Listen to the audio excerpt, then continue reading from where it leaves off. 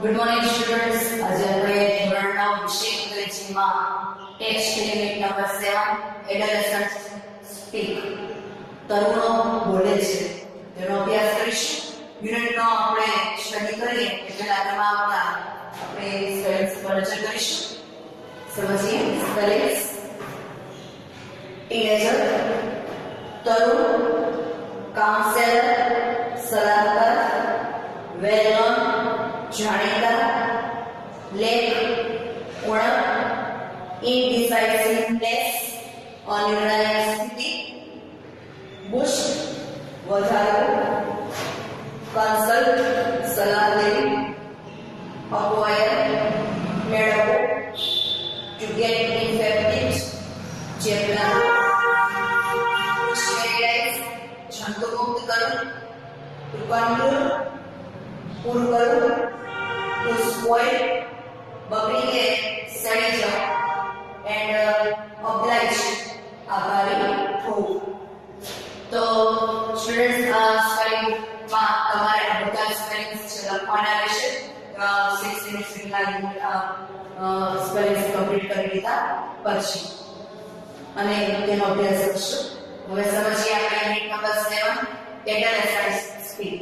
સૌપ્રથમ એડોલેસન્સનો અર્થ સમજીએ તો જે બાળકો કે વિદ્યાર્થીઓ 13 થી 17 વર્ષ સુધીના હોય છે તેમને તરુણો કે એડોલેસન્ટ્સ કહેવામાં આવે છે.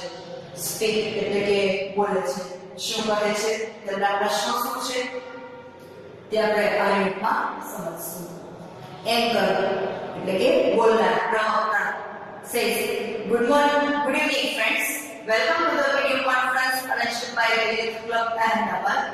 As you know, the subject of the conference is What's the Way Out?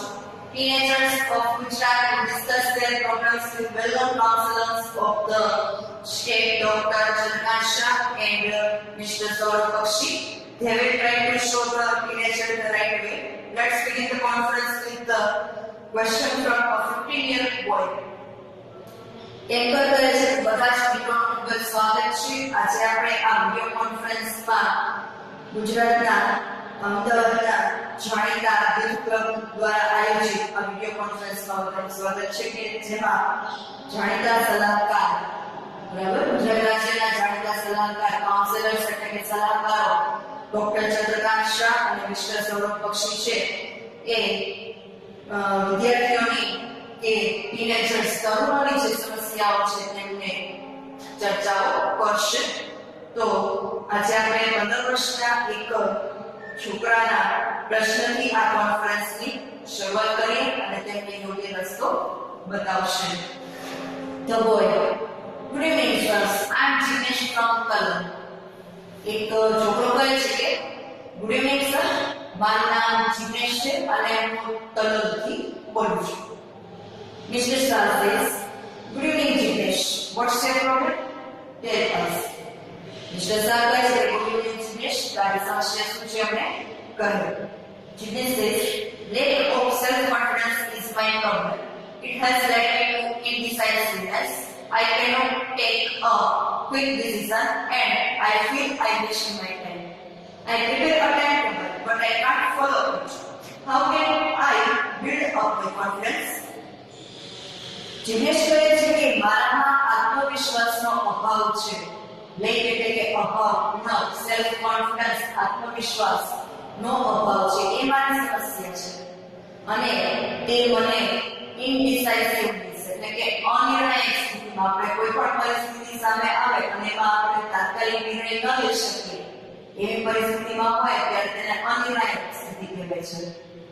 અને હું ઝડપથી નિર્ણયો લઈ શકતો નથી અને મને એવું લાગે છે કે હું મારો સમયનો નષ્ટ કરું છું. હું મારું ટાઈમટેબલ તો બનાવું છું પરંતુ તેને અનુસરી શકતો નથી અને મારા કોન્ફિડન્સમાં વધારો હું કઈ રીતે કરી શકું તે મને કહેશો. Mister Bakshi says, in which class are you studying, Jignesh? Jignesh કયા ધોરણમાં ભણે છે? Jignesh says, I am in class 10. Sir, હું 10મા ધોરણમાં ભણું છું. Mr. Bક્ષી says, tell me how many days do you plan for Jignesh? Mr. Bક્ષી કહે છે કેટલા દિવસનું આયોજન કરે છે? Jignesh says, I go for monthly planning.